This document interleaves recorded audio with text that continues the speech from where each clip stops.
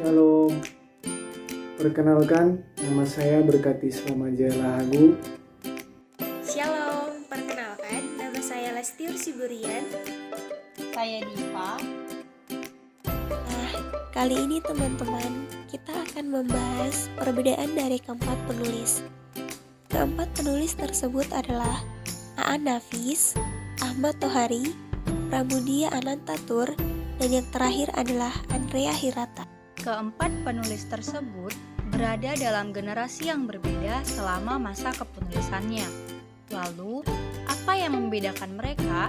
Apakah pola pikir, sikap, genre penulisan, atau mungkin ada hal lain? Mari kita bahas bersama. Pertama adalah A.A. Lafis. Sejak kecil, A.A. Lafis sangat gemar membaca. Oleh karena ayahnya sangat mendukung hobinya tersebut, ia semakin giat membaca. Dari kebiasaan membaca, ia menjadi seseorang yang sangat kritis. Ketika membaca cerpen-cerpen, ia berusaha menemukan kelemahan-kelemahan dari cerpen tersebut. Sampai pada suatu ketika, A.A. Lafis mulai menulis.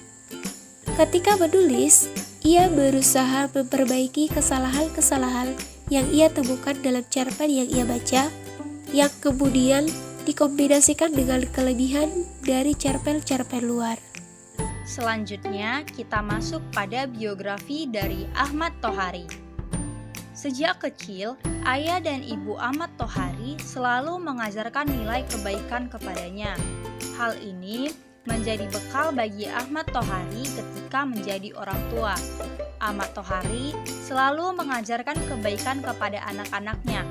Dalam kehidupan sehari-hari, Ahmad Tohari adalah seorang yang ramah dan baik hati, juga taat beragama.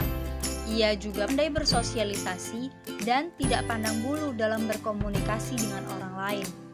Ia juga sangat senang berbincang dengan anak muda dan menasihati mereka, serta mendorong mereka untuk menjadi orang yang berguna bagi agama, nusa, dan bangsa.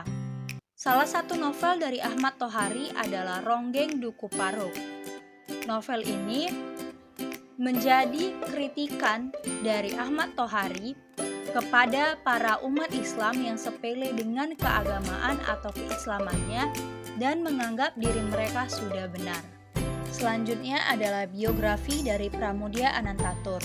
Pramudia Anantatur merupakan seorang sastrawan yang dibesarkan oleh priai dan ibu rumah tangga yang baik. Pram menjadi salah satu korban sadisnya masa penjajahan. Setelah ibunya meninggal, Pram harus bersusah payah untuk membiayai kehidupan keluarga mereka. Ayahnya juga harus kehilangan pekerjaan menjadi seorang guru karena saat itu pemerintahan Belanda melarang sekolah pribumi. Oleh sebab itu, kebanyakan karya-karya Pram bercerita tentang masa penjajahan, di mana ia juga turut merasakan ketidakadilan pada masa itu. Selanjutnya adalah biografi dari Andrea Hirata.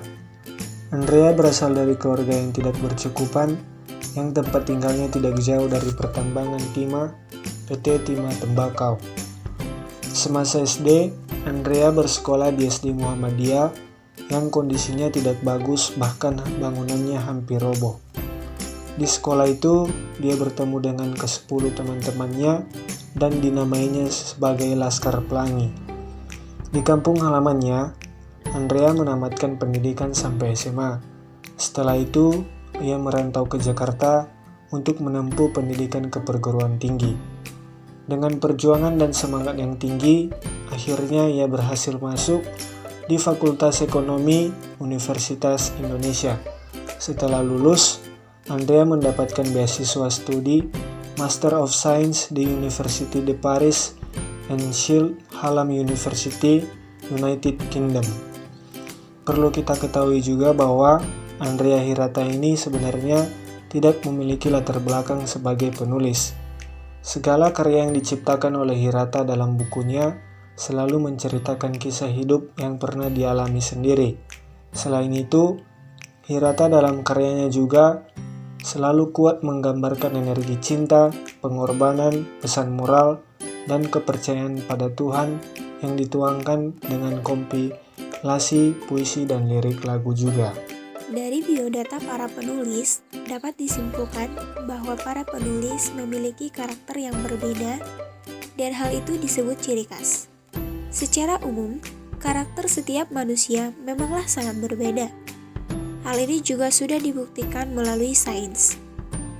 Merujuk pada pendapat yang ditulis oleh Dahli Anggara melalui website instimes.com, terdapat beberapa hal yang mempengaruhi perbedaan manusia, seperti faktor genetik, mutasi, DNA, adaptasi, dan lingkungan. Melalui penjelasan mengenai biografi dari para penulis sebelumnya, secara genetik dan DNA dapat dipastikan bahwa tidak ada kesamaan dari para penulis dikarenakan para penulis bukanlah saudara kandung yang dilahirkan dari satu gen ataupun DNA yang sama. Begitu juga dengan faktor adaptasi dan lingkungan. Para penulis merupakan orang yang tidak hidup bersama atau mungkin tidak saling kenal. Lingkungan hidup dan adaptasi yang dilakukan oleh para penulis selama hidupnya tentu berbeda-beda.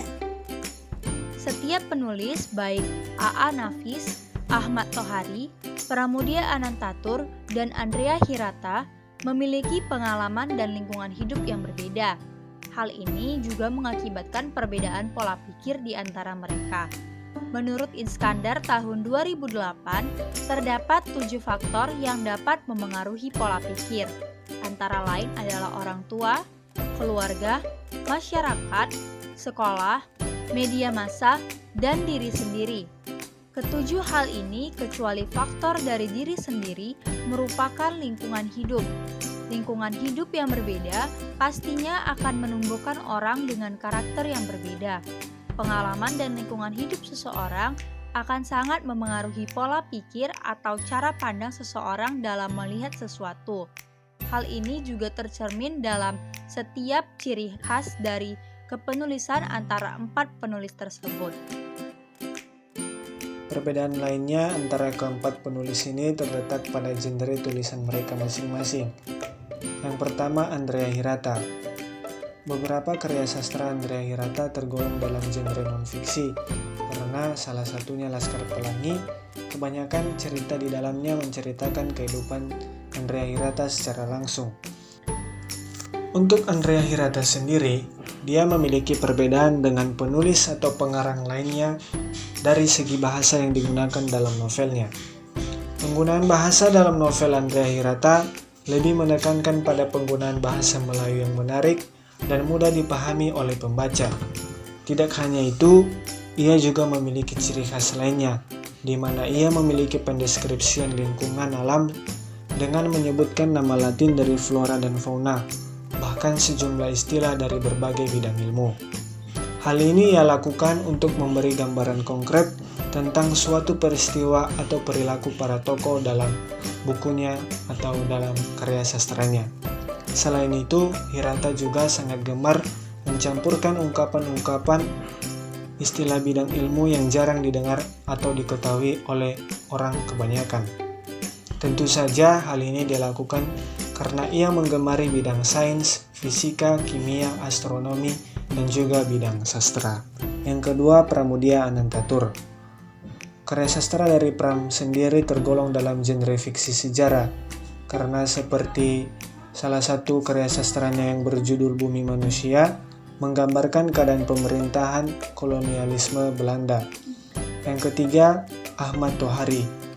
Karya sastra dari Ahmad Thohari ini tergolong dalam novel fiksi karena cerita-cerita di dalamnya berupa cerita khayalan yang memiliki komposisi yang panjang dalam kompleksitas masalah yang dihadirkan. Dan yang terakhir adalah A.A. Nafis. Beberapa dari karya-karya sastra yang dibuat oleh A.A. Nafis tergolong dalam sastra imajinatif. Salah satunya adalah Robohnya Surau Kami. Karya sastra ini ditulis dengan menggunakan daya khayalnya sendiri, sehingga cerita yang diceritakan bukanlah suatu kejadian yang sebenarnya. Menurut Nurgiantoro pada tahun 2018, adanya perbedaan genre tulisan dari masing-masing penulis ini karena setiap penulis memiliki alasan tersendiri ketika mereka menciptakan sebuah karya sastra, dan hal ini juga dipengaruhi oleh motivasi mereka sendiri untuk menciptakan karya-karya mereka.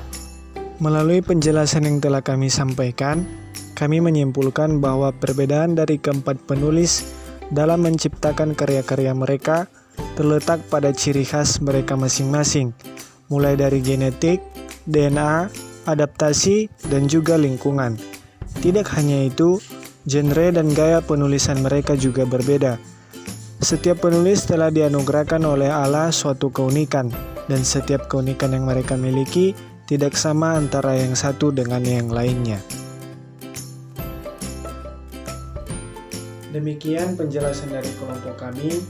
Kiranya melalui penjelasan yang telah kami berikan, kita semuanya bisa menjadi terberkati. Kami juga mohon maaf jikalau melakukan kesalahan selama menyampaikan penjelasan. Terima kasih, Tuhan Yesus memberkati.